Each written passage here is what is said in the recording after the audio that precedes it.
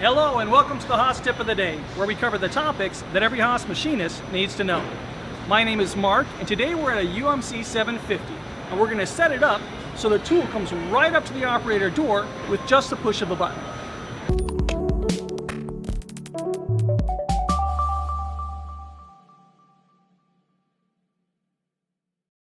So too often we go into a shop that has UMC 750s, and we see the operator leaning way into the machine to change a tool.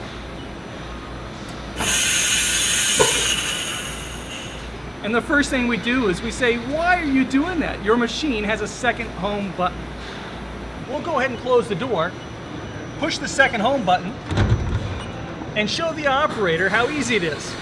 And then it goes to the wrong place because they haven't set their second home position. So that's what we're going to do. We're going to show you how to set that second home position. First off, we put the machine in jog mode. And we're going to jog the machine axis to the place we'd like the machine to go when the second home button is pressed. That's just about perfect. Now, we're going to go to the offset page and highlight G154 P20. G154 P20. Once there, I'm going to highlight the X-axis.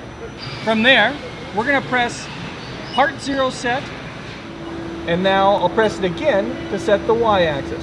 Now, we could set our Z also, but that means when I press the button on the side, it's going to position my Z-axis. Most of the time, I don't want that to happen. I want the machine to go up to the home position in the Z, not to some point below that. So, we set the X, we set the Y, we typically leave that Z at 0. Now I've just done a tool change, and I'm going to press the second home button. Now the tool comes to me, just where we told it to go. That's much easier.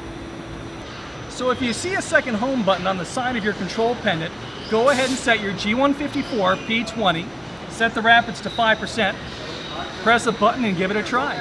And if you don't have that option, you can always call your dealer and check into getting it.